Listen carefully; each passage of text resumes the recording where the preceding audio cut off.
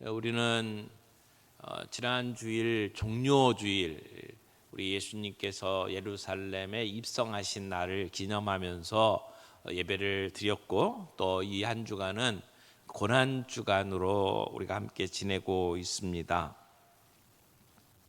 오늘 토요일입니다. 토요일에는 아무 일도 일어나지 않았습니다. 숨가쁘게 예수님의 처형이 진행됐죠.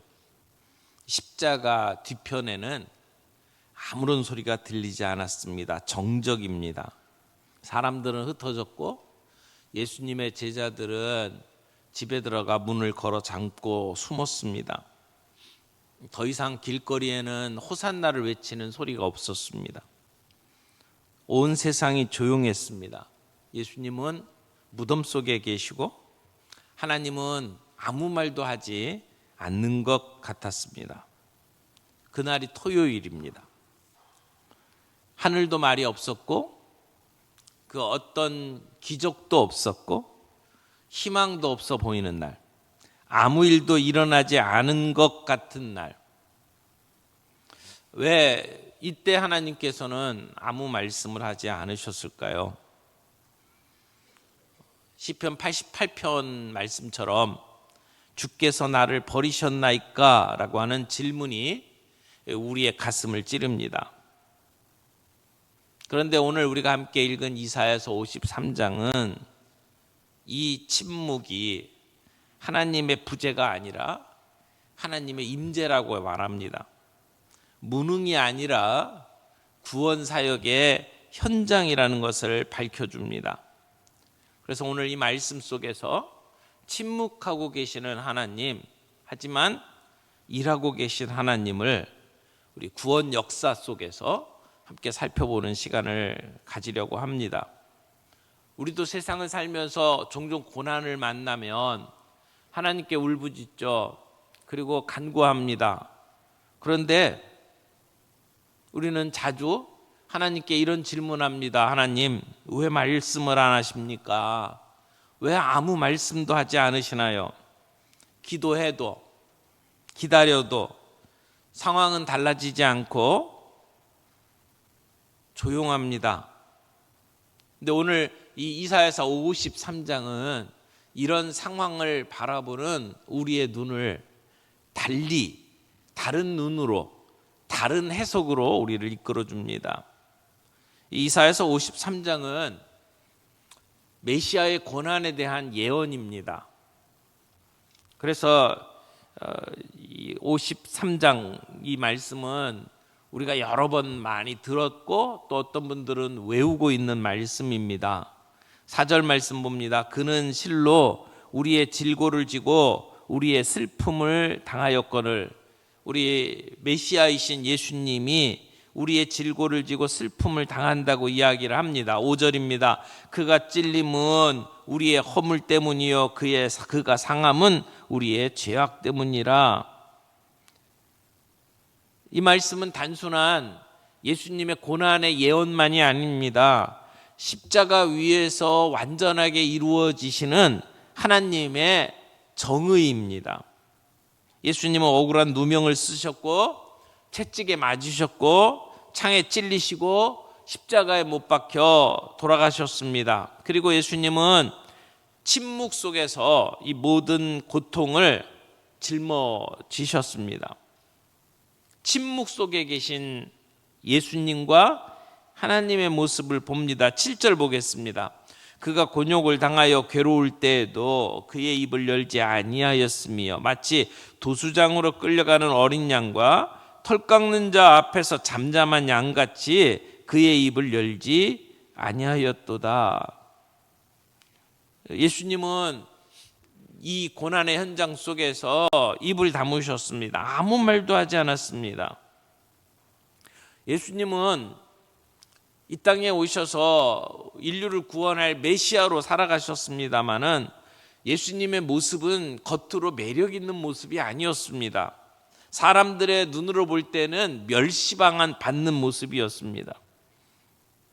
그래서 이 53장 2절에 보면 이렇게 표현하잖아요. 그는 주 앞에서 자라나기를 연한 순 같고 마른 땅에서 나온 뿌리 같아서 고운 모양도 없고 풍채도 없은즉 우리가 보기에 흠모할 만한 아름다운 것이 없도다. 매력이 없었다는 얘기예요. 그리고 고난받는 그 자리에서 예수님은 아무 말도 하지 않았어요. 마치 도수장으로 끌려가는 어린 양과 같다고 이야기를 합니다. 예수님은 말이 없었어요.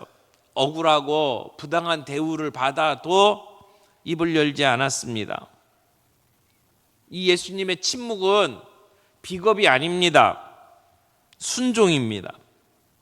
고통을 감당하는 인내의 침묵입니다.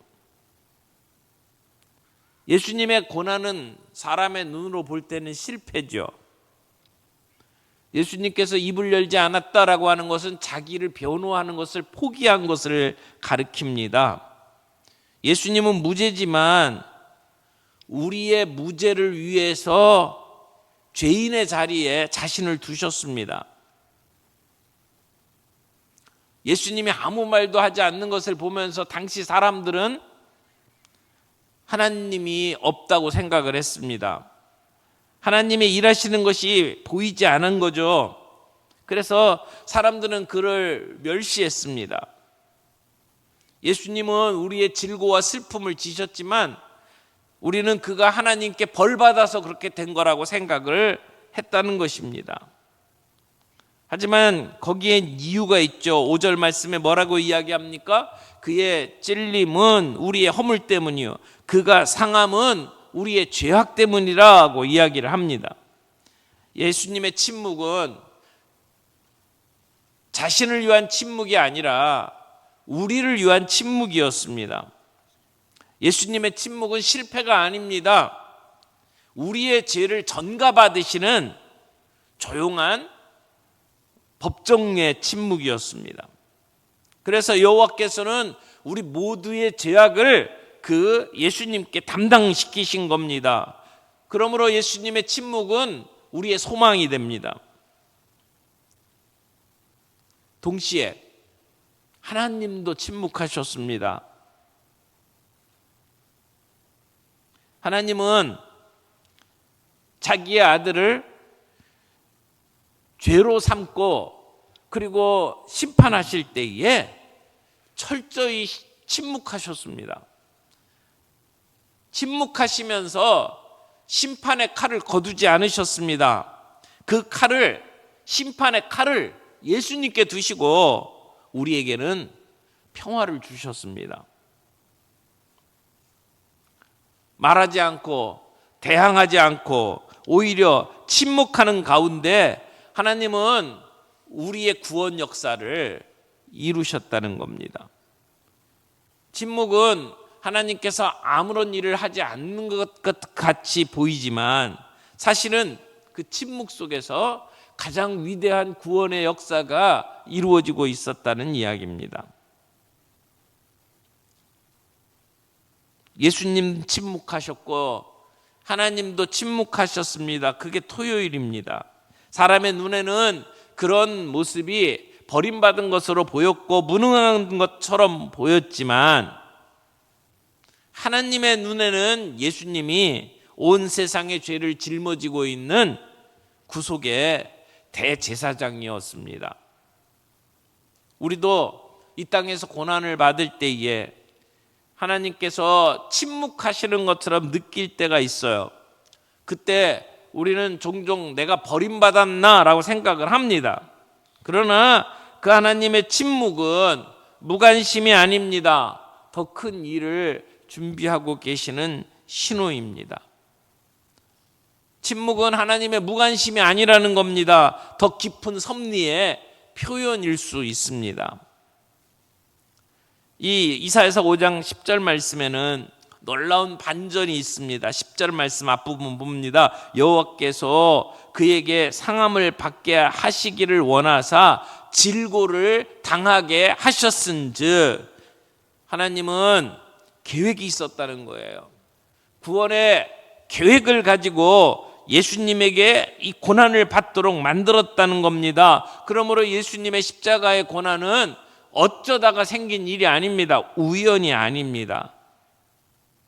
여기 10절에 여호와께서 그에게 상함받게 하기를 원하셨다는 겁니다. 하나님의 기쁘신 뜻 안에 예수님의 십자가의 죽음이 있었다는 겁니다. 그 고난이 있었다는 겁니다. 그러므로 그 하나님의 침묵은 무관심이 아닙니다. 하나님의 구원 역사를 이루시는 하나님의 계획 속에 있는 의도된 행동이었다라고 하는 것입니다. 하나님의 구원 역사는, 우리를 구원하시는 일들은 이렇게 고통 속에, 침묵 속에 성취되었습니다. 하나님은 그 침묵 속에서도 여전히 일하고 계신 겁니다. 5절 말씀에 그가 찔림은 우리의 허물 때문이요 그가 상함은 우리의 죄악 때문이라. 하나님은 일하시는 하나님이십니다. 우리 인간의 눈에는 안 보이지만 하나님은 한순간도 일하시는 것을 멈춘 적이 없습니다. 고난받는 예수님의 모습, 침묵하시는 예수님의 모습 속에서 우리는 하나님의 일하심을 볼 수 있습니다. 우리 인간의 죄를 대신 지시고 하나님과 우리 사이에 막힌 담을 허시는 그 일을 하고 계시는 겁니다. 침묵 속에 진행된 가장 능력 있는 하나님의 구원 역사입니다. 그러므로 침묵은 그냥 어쩔 수 없어서 가만히 있는 게 아닙니다. 하나님의 구원이 작동되는 가장 깊은 자리였습니다. 실패가 아닙니다. 우리 죄인을 구원하시는 침묵이었습니다. 정의가 이루어지고 있는 순간 조용한 역사였습니다. 그러므로 하나님의 침묵은 포기가 아닙니다. 사랑입니다. 자기 아들을 아끼지 아니하고 내어주신 사랑. 그런 그 아들이 질고를 당하고 고통을 당하는 가운데 하나님은 심판의 칼을 거두지 아니하시고 침묵하셔서 결국은 우리를 사랑하시는 구원 역사를 이루신 겁니다. 우리가 버림받아야 하는데 우리가 버림받아야 할 그 자리에 예수님이 계셨습니다. 오늘 우리가 보고 있는 십자가는 하나님의 침묵 속에서 구원의 역사가 이루어진 것을 증언하시는 겁니다. 그러므로 침묵은 실패가 아닙니다. 순종입니다. 침묵은 포기가 아닙니다. 구원 계획을 완성하는 것입니다. 그 토요일 날 신학자들은 예수님이 저 무덤 속에 계셨죠. 근데 그것을 지옥에 내려가셨다라고 표현을 합니다. 지옥에 내려가셔서 죄와 사망의 권세를 이기셨다라고 말합니다. 사도신경의 고백처럼 예수님께서 음부에 내려가셔서 죄와 사망의 권세를 결정적으로 깨트리셨습니다. 사람들은 보지 못합니다. 사람들은 이해 못합니다. 그러나 하나님은 쉬지 않고 일하고 계셨던 겁니다. 사람의 눈에는 아무 일도 없었던 것 같은 토요일 날 하나님의 손은 우리를 위한 영원한 안식을 준비하고 계신 겁니다.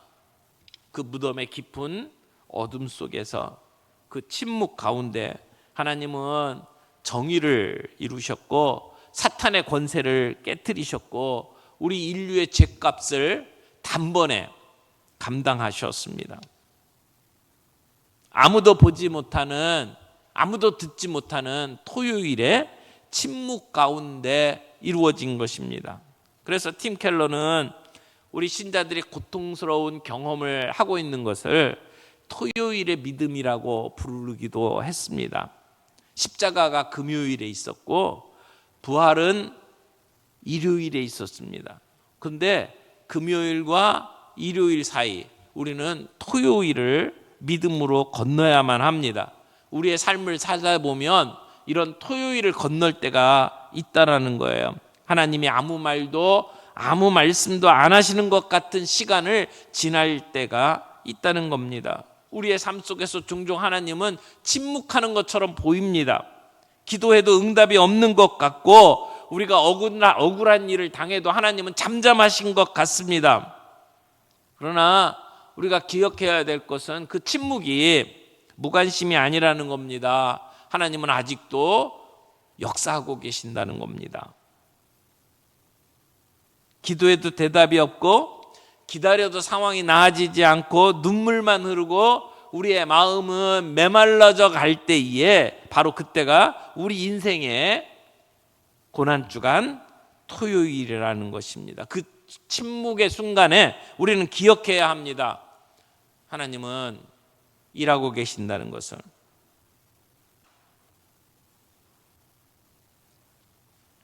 하나님의 뜻은 무엇입니까? 5절 말씀에 이렇게 이야기하죠. 그가 찔림은 우리의 허물을 인함이요.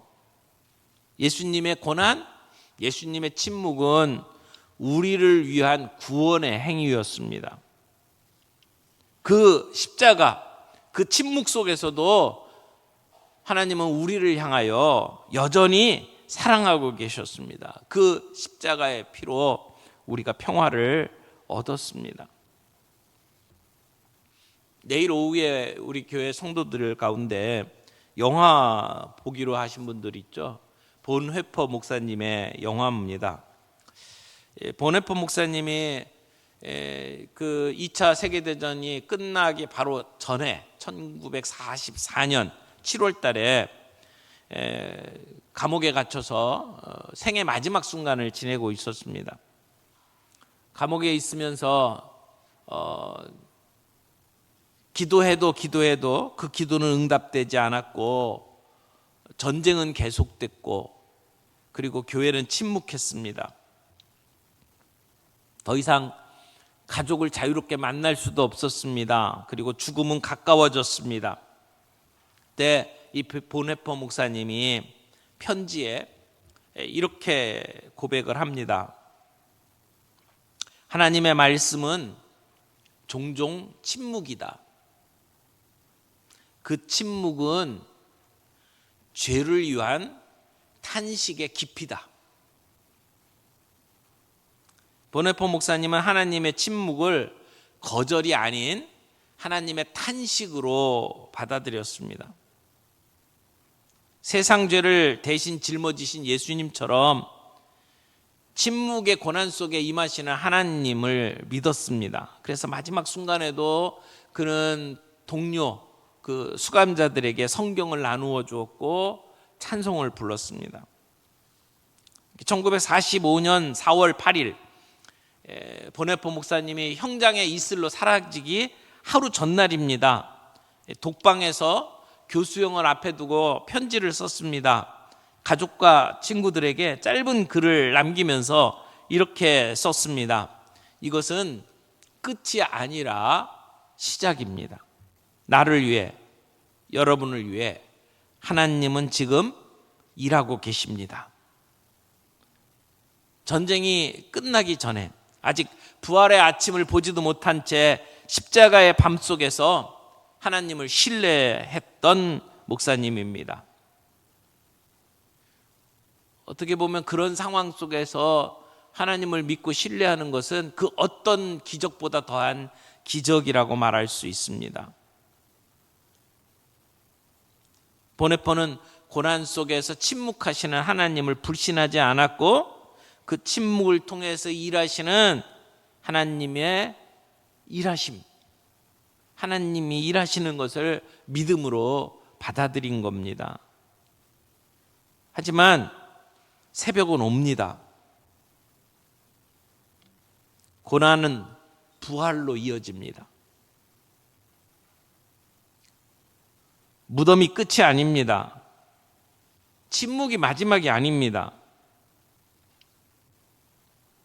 부활은 어둠 속에서 시작됩니다. 가장 깊은 밤이 가장 밝은 새벽을 이끌어냅니다. 오늘 고난주간의 마지막 날 토요일 부활을 준비하는 소망으로 우리의 삶을 살아갈 수 있기를 바랍니다. 사랑하는 성도 여러분, 하나님이 침묵하는 것 같은 시간에 우리는 무엇을 봅니까? 우리는 우리의 삶을 보면서 보이는 상황에 매달리지 말고 말씀에 근거해서 그 상황을 해석할 수 있는 능력을 가져야 합니다. 동시에 토요일을 건너야 부활주의를 맞이합니다. 기다려야 합니다. 기다리는 것, 그것 자체가 순종입니다. 동시에 우리는 예수님의 고난에 함께 참여해서 이 세상 이웃의 고난과 슬픔을 함께 짊어지고 가는 제사장적인 삶을 살아가야 할 겁니다. 우리의 인생의 어떤 부분에 토요일처럼 느껴지는 순간이 있습니까? 무덤과 같은 그러한 현실 속, 그래서 하나님의 침묵을 경험하고 계신 순간이 있습니까? 그러나 그 침묵의 순간에 우리는 하나님의 일하시는 것을 볼 수 있는 믿음의 눈을 가질 수 있기를 바랍니다. 침묵의 순간, 하나님 포기하시는 것이 아니라 하나님이 가장 위대한 일을 하고 계시는 것을 믿음의 눈으로 바라보며 하나님의 손길을 신뢰할 수 있기를 바랍니다. 하나님은 때때로 우리에게 말씀하지만 때때로 침묵하십니다. 우리의 고난 가운데에서도 하나님은 일하십니다. 하나님의 일하심을 신뢰할 수 있기를 바랍니다. 그 침묵이 외면이나 포기가 아니라 더 깊은 사랑의 울림으로 우리에게 다가올 수 있기를 바랍니다. 예수님처럼 함께 침묵할 수 있기를 바라고 부활을 기다릴 수 있는 저희들이 되기를 바랍니다. 말씀을 맺겠습니다. 침묵은 실패의 마침표가 아니라 부활의 쉼표입니다. 고난주간 토요일의 밤이 깊어갈수록 부활의 새벽은 가까워 옵니다. 우리가 때때로 기도하면서 벽에 부딪힌 것처럼 느껴지고 내 마음이 답답할 때가 있고 하나님이 계시지 않은 것처럼 느껴질 때가 있지만 무덤은 끝이 아니고 침묵은 공백이 아닙니다. 하나님의 공의와 사랑이 동시에 완성되는 현장이라는 것을 우리가 기억을 하면서 부활을 소망 가운데 기다리며 참아내는 저와 여러분들이 되기를 바랍니다.